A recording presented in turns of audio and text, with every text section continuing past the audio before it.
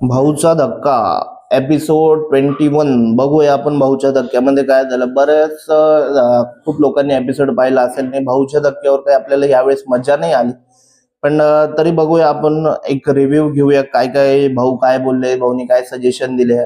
तर नमस्कार मित्रांनो, स्वागत आहे तुमचं संकेतारी युट्यूब चॅनलला. तर आज आपण बघतोय भाऊच्या धक्क्यावर भाऊ आले. सगळ्यात सुरुवातीला भाऊनी जे आहे जे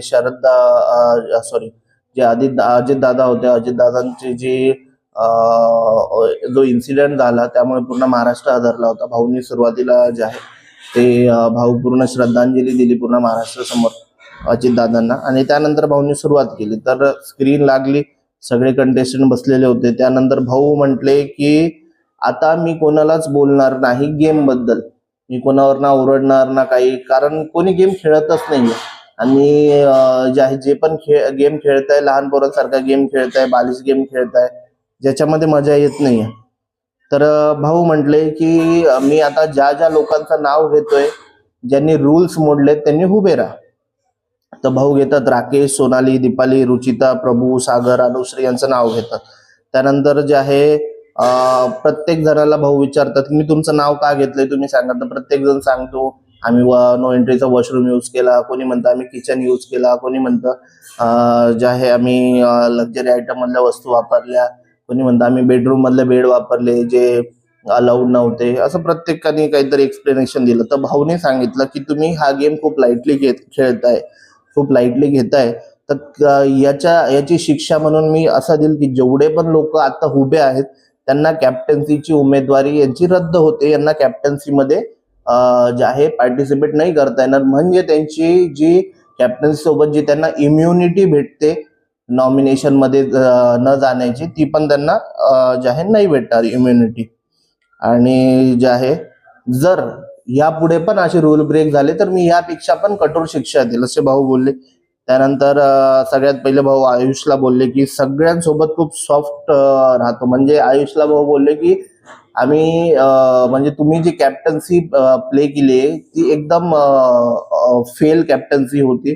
तुम्हाला सगळ्यांच्या गुड बुक्स मध्ये राहायचं होतं. तुम्ही प्रत्येकाला हो सर, जी सर, हे करून तुम्ही कॅप्टन म्हणून, कॅप्टनचा जो राईट असतो की तुम्ही ठामपणे जे आहे ऑर्डर दिली पाहिजे प्रत्येकाला की हे काम झालं पाहिजे, हे काम नाही झालं पाहिजे, जे की आयुषने केलंच नाहीये. भाऊ ते बरोबर बोलले.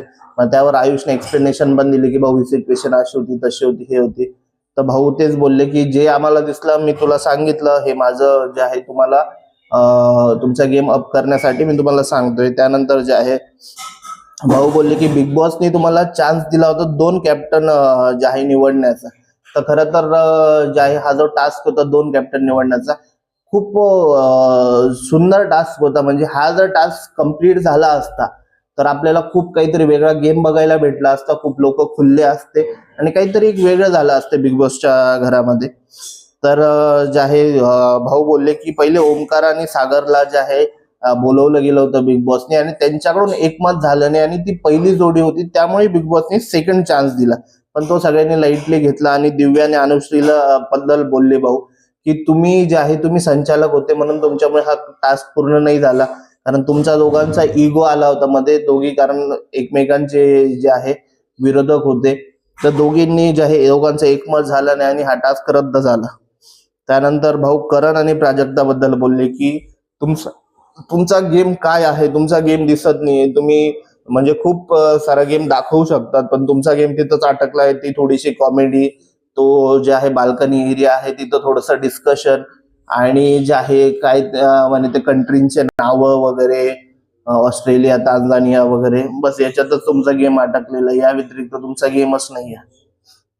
तर हे सगळं बोलले भाऊ करण आणि प्राजक्ताला. तर त्यांनी पण थोडे एक्सप्लेनेशन दिले, पण आपल्याला माहिती त्यांचा गेम दिसत नाही. प्राजक्ताचा काहीतरी 2-4 गाण्यांवर गेम अटकलेला आहे आणि बस ते एकमेकांमध्ये गुंतलेले आहे तेवढंच दिसतं, बाकी काही दिसत नाही. त्यानंतर जे आहे भाऊनी दिव्याचं नाव घेतलं. दिव्याला बोलले की तुम्ही जे आहे तुमचा स्वतःचा गेम नाही खेळत, तुम्ही राकेशसाठी गेम खेळताय. बिग बॉसमध्ये आपल्याला दिसते लाडका भाऊ योजना तुम्ही चालू केलेली आहे, जे की 70-80% मला पण बरोबर वाटतं की दिव्या प्रत्येक गोष्टीसाठी फक्त राकेशबद्दलच तिचं मत व्यक्त करते. ह्या तरी पूर्ण हफ्त्यामध्ये आपण बघितलं.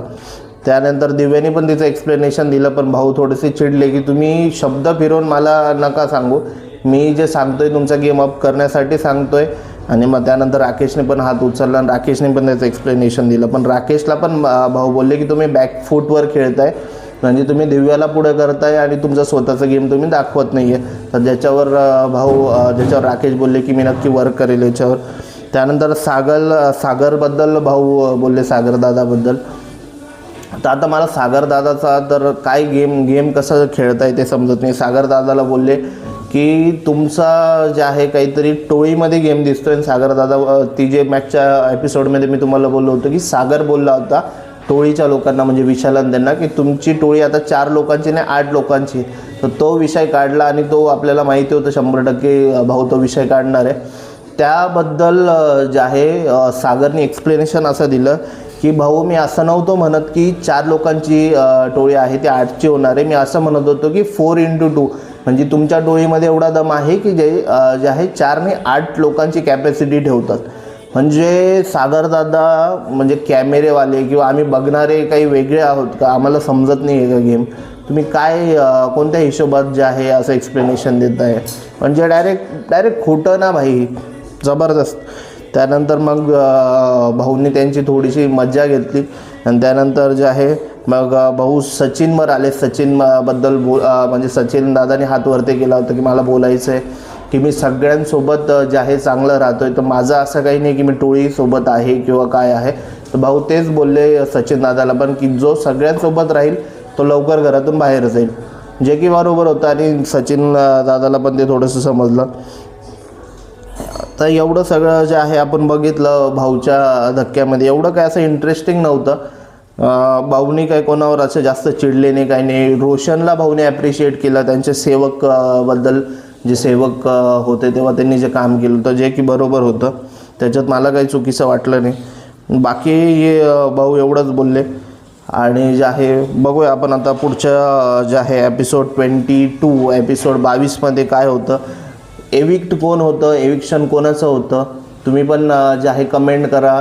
तुमचं फेवरेट कंटेस्टंट आणि कोण एविक्ट होऊ शकतं हे पण कमेंट करा.